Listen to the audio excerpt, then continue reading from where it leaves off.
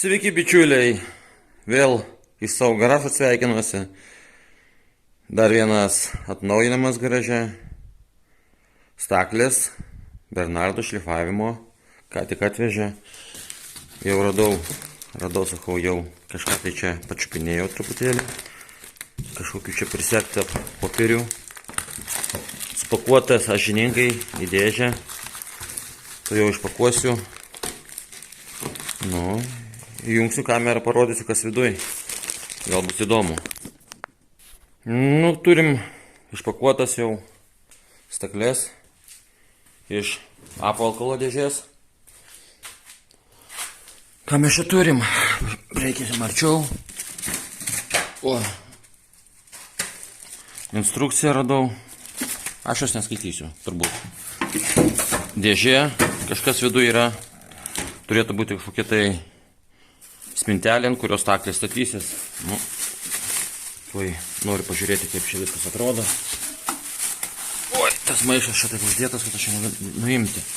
Viena ranka. Aha, dar čia viena dėžė šitoj pusėje. Pakankamai sunki iš šono. Sunku ir filmuoti, ir rodyti. Oho, kaip čia viskas įdomiai. Taip. O, kaip čia įdomu. Nu ką mes čia turim, žiūrėkit. Variklis, šlifavimo būgnas, transporterio juosta, čia pajungti ventiliacijai, dulkių nusiurbimui. Toliau, kas čia dabar pas mus yra? Aha, čia variklis dar vienas stovi. Nežinau, dar neįgalingumų, nieko neperskaičiau. Jisai suka transportavimo juostą.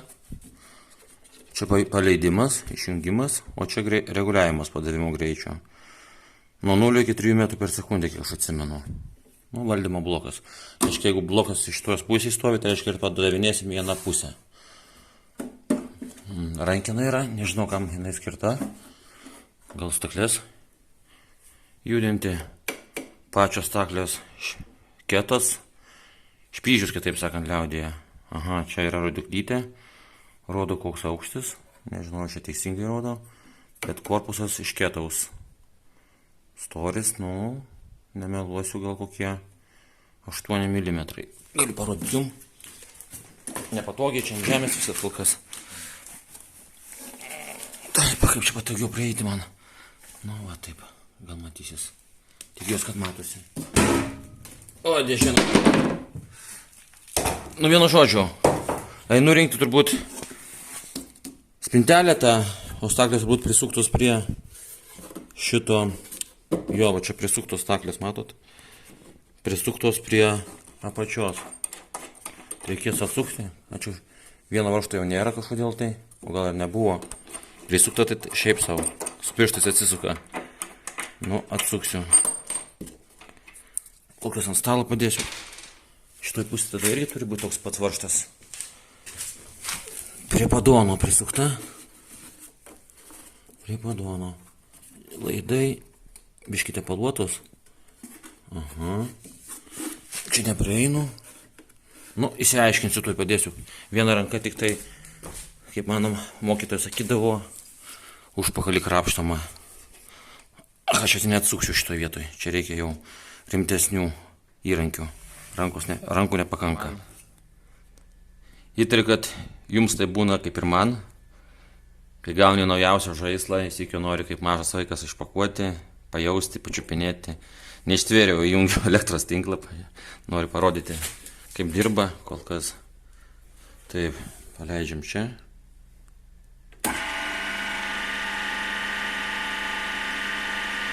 Kalbu normaliu balsu. Manau, kad viską girdit. Aha, šitą rankienėlę atsako, dabar parodysiu dar transportavimo juostą. Nu, taip. Važiuoja.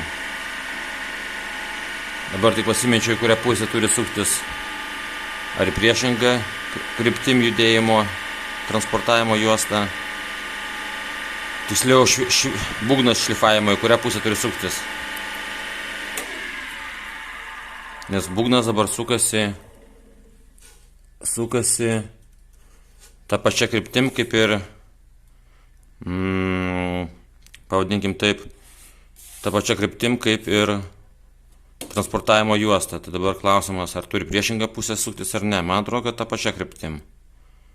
Nes jeigu priešinga, tada bus didelė apkrova šitam varikliui. Transportavimo juostas. Nu, visa kita liktų kaip ir neblogai. Variklis didelis. Čia dar rankinėlė turbūt stalo reguliavimo turi būti. Gerai, einam stalą reikia. Viskas iš ketaus, korpusas iš pyžiaus liaudėje vadinama dar. Nu, patenkinta, žinokit. Taip tyliai. Liuks turėtų būti. Nu, štai toks įrenginys, pavadinkim spintelė. Viskas susirenka ant varžtų. Įmam raktą ir čia, aišku, vieną ranką nepatogu, bet statai ir suki. Nežinokit, vieną ranką galiu sukti, bet ne parodyti dar, filmuoti. Nu, ne man, dėja. Tai turbūt čia nėra ką pasakoti. Guminės kojytės, ten ratukai dar užsidės. Čia priekiai, kiek suprantu, dar rankenos bus, nes staklės pasirodo mobilios, galima bus stumdyti dirbtuvėse. Tai čia man yra labai didelis paspirtis didelė. Tai surinksim, tuoj pasižiūrėsim, neilgai beliko. Net nerodysiu, nešnekėsiu, nes tikrai neįdomus bus vaizdo įrašas. Visi nori pažiūrėti, kaipgi jos dirba. Surinkau staklės. Padirbėjau jau biškutę, įsiaiškinau. Nu ką, apibėkim, pasižiūrėkim. Staklės jau minėjau. Statosi štai ant tokių kojų, kojytės ir guminės. Kitoj pusėje yra ratukai, matote, manau. Čia yra transportavimo rankenos. Jos irgi labai yra geras dalykas, nes staklės galiu pastumti bet kurią poziciją, arba tiksliau į bet kurią vietą, kur man reikia jų. Taip, čia yra priekyje stalas, prisisuka tvirtai, padavimo, sakykim, stalas, kitoje pusėje yra priėmimo stalas, irgi viskas pakankamai tvirta. Oi, čia minusas staklės yra pakankamai žemiaus. Man virš kelių kaip kokių 10-15 cm gal tik tai. Tai neatsimenu, 67 gal centimetrai aukštis jų yra darbinis. Tai aš pasistačiau čia suoliuką ir ant suoliuko atsisėdu ir dirbu štai taip, su kauke, kad ir nutraukimas. Pasidedu lentynų krūvelę, tiksliau lentelių. Čia dedu, iš čia imu. Čia ir vėl dedu, iš čia imu. Nu, pademonstruokim. Pritildysiu garsą. O paskui dar parodysiu pačią galvą šlifavimo. Darysiu dangtį. Kol kas didelių minusų nėra, reikia padirbėti. Aišku, kai kurios detalės kokybė mane netenkina. Jau viena detalė man sulūžo. Kaip čia geriau parodyti? Va, tokia detalė yra. Jos paskirtis. Paskirtis yra štai čia, kur yra rankena. Po rankena apačioje yra čia 3 varžtai, matot. Kraštiniai varžtai laikė pačią, nežinau, matosi turbūt. Kraštiniai varžtai laikė patį šitą dangtelį, o jame yra varžtas, kurį atsukus atidarysime gaubtą ir galima bus pakeisti popierių. Tai aš atsukau ir man tiesiog įslydo čia nukrito. Ir tos plasmasiukai ausytės nuskilo. Tai pasirodo, kad... žiūrėkit. Pirštuose lūžta. Nu, plasmasė, kaip aš nežinau, aš ne specialistas, bet pagal mane ta plasmasė yra perkaitinta, kaip čia pavadinkim. Dar gabaliukas nulūžo šitas. Jau nebelūžta. Nu, čia įtakos staklių darbų gal neturi. Nu, bet toksai liko nekokybiško ženklo požymis. Šiaip tai galima, aišku, ant kokio 3D printerio atspausdinti, bet man to nereikia. Šiandien neturiu pagalbininkų, operatorių, tai šlifuoju štai šitą lentą, statinio pjaustimo kapojimo lentą. Storis beveik per 3 pirštus, apie 45 mm. Aš beveik jau pašlifavau, bet pasižiūrėkit, jūs paklausykit, kaip šlifuojasi.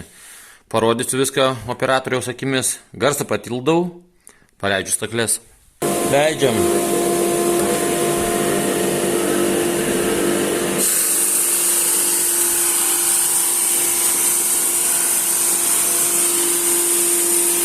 Viena ranka sunku bus man dirbti, bet gal kaip nors.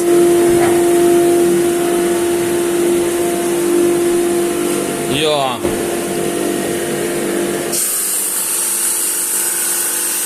Kaip laminatorius.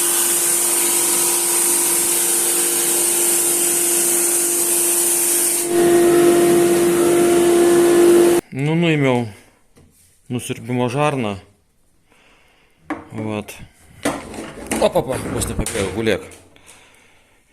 Čia toksai varžtelis yra, rakčiukas komplekte.